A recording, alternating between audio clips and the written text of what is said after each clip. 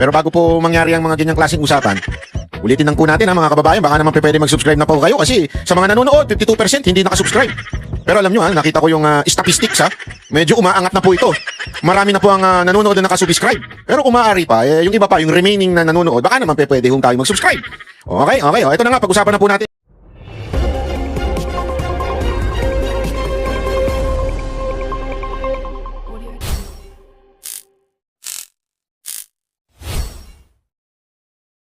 Minsan kasi, isiniisip nung iba, pagdating sa confidential funds, kailangan may mangyari muna bago magbigay ng reward.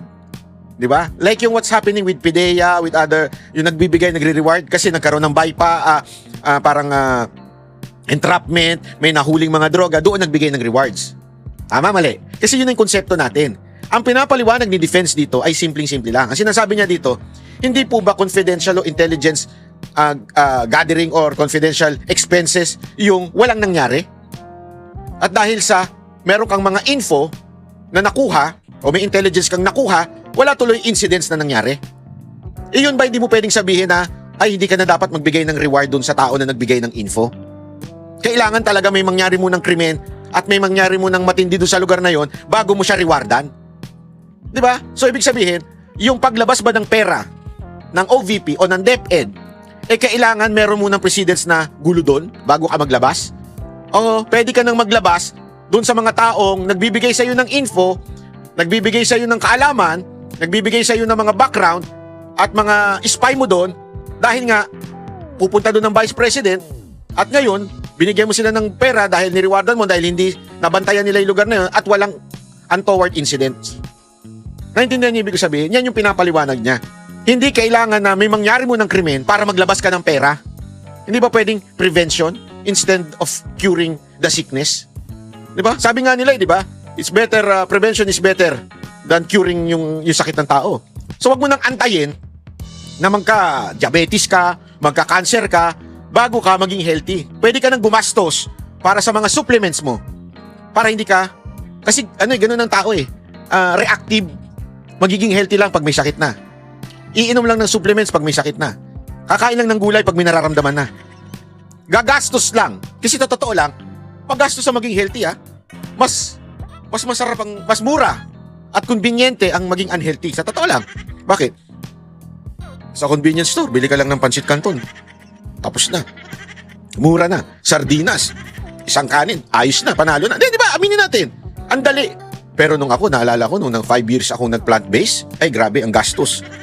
Kasi talagang magluluto ka, bibili ka ng mga gulay, bibili ka talaga ng mga ingredients na out of this world, ang kanin mo, quinoa, na ang mahal-mahal. Alam mo yung mga ganun, na para maging healthy ka. You understand what I mean? Huwag ka na mag-antay. Ito yung sinasabi dito na justifiable ang paglabas ng OVP at ang DepEd ng pera kahit wala pang crime na nangyayari. I think right now she is. I make an objection, Your Honor. Yes, what's your objection, Counsel? Your Honor, the counsel is now asking a misleading question. She is mixing payment of rewards and payment for information, Your Honor.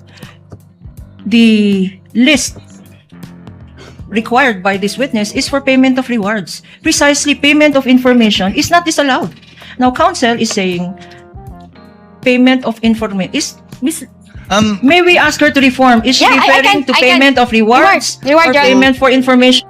Tignan nyo bakit ang simple lang naman nung tanong rewards ba o ano ngayon pinapahaba na ni Kapunan, bakit? Para makapag-isip yung witness. Because the information here is not disallowed. Again, It's not disallowed in the AOMs, Your Honor. Again, counsels, kindly address Your the Honor. court or the presiding officer and not talk to each other directly. Miss Eileen, to abbreviate and save on the court's time. Miss Eileen, kapag kami nagbigay ng impormasyon, naghahanap ng threat, baka may threat sa Vice President, may nagbigay ng impormasyon, walang threat. Ligtas ang Vice President pag nagpunta siya dyan. Hindi magka-classify yon na pwedeng bigyan ng reward at success. Hindi naman kailangan, di ba? Sanay tayo sa reward na nakatakip yung mukha, di ba? Tinuro kung saan nagtatago yung akusado, tinuro kung saan nagtatago kung sino man. Di yun, reward. Pero wala bang reward kapag sinabing, okay, magpunta dyan, walang problema, wala kayong kailangan alalahanin. Is that information or can that also be reward? Magpo-fall po siya sa information. So, saan kailan lang magiging reward yun kapag kami naturo? Opo, kasi yun yung proof of success. Tuloy niyo po. Yun yung proof of success ng information na ibigay kasi may na-apprehend po or yun po, ganun po. Yun, politiko po Yan ang interpretasyon nyo, pero wala po yan sa Joint Memorandum Circular. Opo, based po sa, yun po lang yung hinihingi under item 4.8.5.b. Ngayon, saan nyo ba binase ang interpretasyon nyo yan? Yan ba Yan, yung ginawa ng lahat ng mga nauna sa inyo sa pwestong yan? Kinopya nyo lang? Or sarili nyo po yan at ngayon lang ginawa yan? Doon po sa mga ibang na-audit ko, ang ina-attach po talaga nila is yung payment of rewards na may mga nahuli po. So lahat ng inaudit nyo nung nakaraan, for consistency sake, merong nahuli o na-apprehend. May ganun pong mga naka-attach na mga dokumento. At tulad dun sa iba, kapag walang nahuli o na-apprehend sa reward, ine-AOM o dinidisalaw o sinususpend nyo. Hinahanapan po namin ng proof of success, opo. Na may nahuli nga. Opo. To prove consistency on your part. But do you have any knowledge na yung mga predecessor mo, yan din yung standard na ginamit? Pare-pareho po kami na based sa joint circular po ang aming basis ng audit. Pero wala nga dun eh. So interpretasyon mo, yan at yan yung... Wala nga dun eh. Wala dun yung sinasabi mong pag kami nahuli lang, tsaka lang siya magiging... booking ka ngayon, ano? Yari ka! Alam mo, sa totoo lang, ha? Pwede magaling mag-defense to si ano. Hindi, kasi magaling siya magpaliwanag eh. Magaling bang tanong to si Chis Escudero? Malinaw, di ba? interpretasyon din ng mga nauna sa'yo, sa pagkakaalam mo? Sa akin po, yun po yung naging Sa ilan? interpretation. Opo. Okay. Sa'yo You may lang proceed. naman, ha? Attorney Christine. Salamat po, Your Honor. sarili mong interpretasyon. Opinion mo lang. Agoy. Punta tayo ngayon dito sa bandang dulo naman, ha. Yung banat po nila Senator Robin dito. Kasi kanina pino-point out niya. Wait unahin muna natin si ayan. Si dito wait lang ha. Si Robin. Tsaka si Senator Amy, ayan. Ay, wag na to, bobo yan. Wag yan, bobo yan. Walang alam yan. Ito, ayan. Po, meron po dyan The OVP Yan. Wait, sorry. kung Yan. kayo pahihirapan. Tayo na lang po maging magkababayan na lang sa Baguio. Gusto ko lamang pong magbigay ng impormasyon na lang sa inyo. Yan. Opo, kasi naririnig ko yung pag-uusap nyo ng prosecution at ng defense tungkol doon sa success ng confidential fund. Ako po ay may mga ibibigay na information sa inyo. Pwede po kayong magsabi na lang ng oo o hindi kung naintindihan po ninyo. Alam ko naman maintindihan mo, taga Baguio kayo. Opo, noon pong pinag-uusapan natin yung patungkol sa mga terorista na pag-uusapan po lagi ang ating Vice Presidente. Ang ating pong Vice Presidente magmula 2016 hanggang 2022, siya po ay naging mayor. Alam niyo po ba yon? Opo, mayor Opo. ng Davao. Yan, opo. Sa Davao po, meron po dyan na-identify na 55 na mga tinatawag na alternative at yung mga lumad schools na infiltrated ng terrorism. Nabalitaan niyo po ba yun? Hindi po ako hindi ko po gaanong napakinggan po yun. Hindi po ako aware yun. Opo.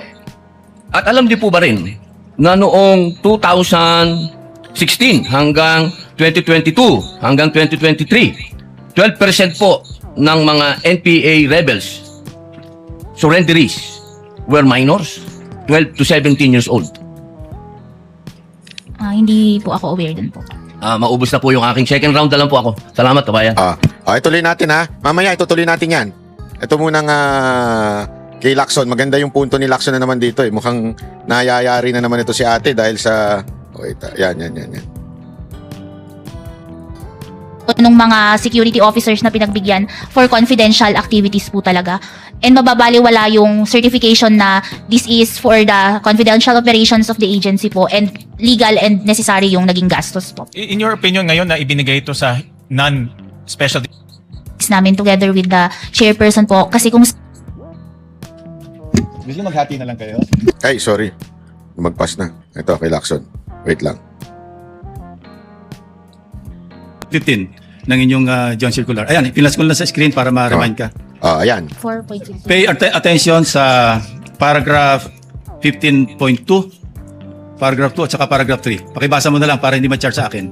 That expenses were incurred in connection with the agency's intelligence or confidential operations and activities with supporting documents attached to the liquidation for CF and for the IF, the documentary evidence of payment kept in a sealed envelope in the vault in the office of the SDO. Sige, sa 3, paragraph 3. that the details and supporting documents of transactions that are classified are in the custody of the agency and kept in its vault, which may be inspected by ICFAO if the circumstances so demand. Ang tanong ko, ginawa niyo ba ito? Yari ka. Yung sa inspection po kasi ng vault, sa IF na po yun. Sa use ng... ICFAO ito ha. Siya sabi, Ikpa, wag ka if the magpalusot. circumstances so demand.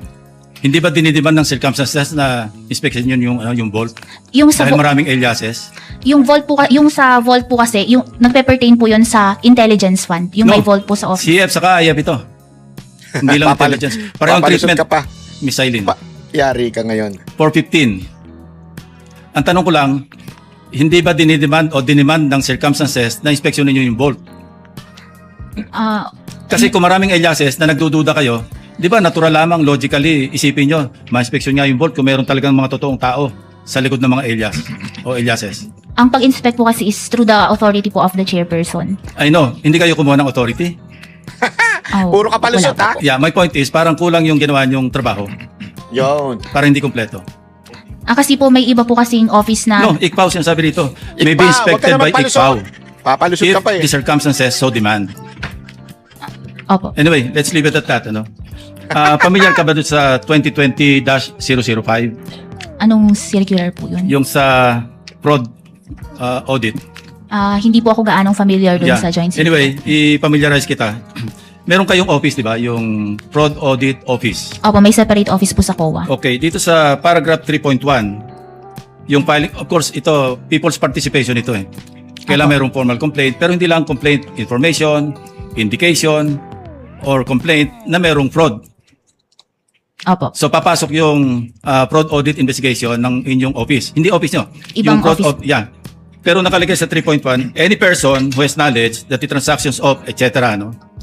Pwedeng gumawa ng written information sa inyong, sa office na yon para mapunta doon sa logical conclusion, mapunta sa filing of criminal charges against whoever, not necessarily the Vice President. Yung sa pag-refer po sa fraud audit office, ito po ay pinag-aaralan din po kung kinakailangan na i-refer to sa fraud audit office. Ngayon po pinag-aaralan po namin ang office namin together with the chairperson po. Kasi kung sakaling ma-refer po ito po yung first time. And also po, itong transaction na ito involves voluminous documents na with classified information na baka pag ini-refer namin sa ibang office is ma-expose po ito. So pinag-aaralan po itong mabuti muna. Anyway, 12 seconds na 4.15. Hindi nyo ba naisip na man lang na kung na-inspect nyo yung vault, kumuha kayo ng mga specimen, yun yung mga question document, yung mga signatures. Ma-compare nyo sana doon sa mga ibang officials na mayroon kayong specimen signature para ma-determine nyo kung forged yung mga signatures na sinabi sa inyo. Yun lang, Mr. Presiding Officer, Mr. Chairman. Kindly answer the question, Celine. Opo, i-refer po namin sa higher authority po. Thank you po. Parado. The chair would just like to make some interjections. We will Yeah, not have a maganda round 2 anymore because we have to convene session at 4:15. So that we can dispense with the witness already. Just a few questions, Silene. Wala pang NFD lahat ng pondong pinag-uusapan natin. Fourth quarter of 2022, the first 3 quarters of 2023 for DepEd and OVP. Opo, wala pa pong NFD. So wala pang final decision lahat ng ito.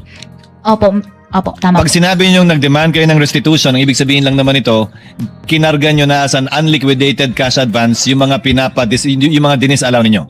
Opo, tama po. Yun lang naman pong ibig sabihin nun, di ba? Hindi naman ibig sabihin, isoli mo, bigay mo yung pera sa akin. Ibig sabihin nun, ilalagay namin yan as unliquidated cash advance during the pendency of the notice of disallowance. Yes po, kasi may mga remedies pa po sila. Kasi hindi pa nga final at wala pang NFD. Opo. Tama po? Pangalawa, ano po ba pagkakaiba ng disbursement sa transfer? Illegal mag-transfer ng pera ang SDO sa isang non-SDO, pero pwede po ba siya mag-disburse sa isang non-SDO o unbonded na tao? Hindi din po pwede, hindi rin po niyang ibigay yon sa unbonded na tao. Recipient na po yun eh. Yung sa disbursement po niya, opo, hindi banded, pero kung Ano ate, hirap na hirap ka na, te? Ano? Hirap na hirap ka na, ano? Kawawa ka naman, te. Hirap na hirap ka na, magpaliwanag. Kasi, yung SDO nga, tumanggap ng pera. Kinuha, winidraw. Saan niya ilalagay yung? Ibubulsa niya ba yun? Hindi, ibibigay niya dun sa mga in-charge. Yun yung sinasabi ni Chis Escudero dito eh. Hindi ba pwedeng ibigay dun sa in-charge? I mean, bakit kailangan hawak lang ng SDO all throughout? Ano sagot niya? Na-possess na ng espiritu ni BBM to. po diretso from the SDO to the recipient of the confidential fund po. So, ang disbursement pwede, sa non-bonded na tao, ang transfer ng pondo sa non-bonded hindi pwede. These are technical terms. Opo. Di ba? So kung pinagbigyan ay recipient, pwede yon kahit non-bonded. Opo, kasi siya na yung talagang recipient ng confidential fund. And as a final question, Sailin, I checked the transcript, which the Court took judicial notice of. I would like to ask more eyes to look at it. Hindi ko nakita sa transcript na sinabi ni Gina Acosta na binigay niya kay Lachica lahat for the fourth quarter of 2022 and the first 3 quarters of 2023. Medyo may ganung punto pa si Eduarda. Pero kay Gina Acosta, maliwanag na binigay niya yung 125 ayon sa kanya kay Lachica sa last quarter, pero hindi ganun kaliwanag na yun din ang ginawa niya for the first 3 quarters of 2023. Ano po ba particular yung pinagbasihan yung dokumento nung binanggit niyong dinisallow namin agad dahil sabi niya Acosta, binigay niya lahat kay Lachica. Hindi ko po makita, baka pwede niyong maituro sa TSN. Yun po kasi ang pinanghawakan namin doon, yung general statement niya na yung ginagawa nila is ibinibigay niya kay Colonel Lachica yung confidential fund po. Pero ang tinutukoy po niya ay yung 2025. Yung general statement po ni Eduarda, yun ang tumutukoy sa confidential fund ng DepEd para sa 3 quarters ng 2023. Pero hindi po pareho yung statement nila ni Gina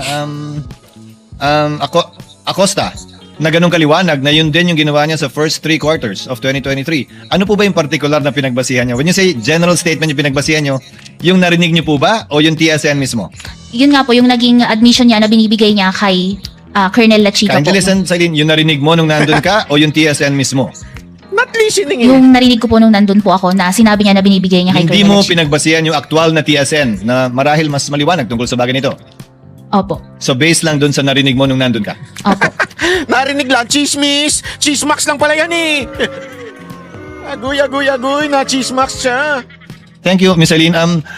Senator Padilla, yes, Senator Padilla, yes,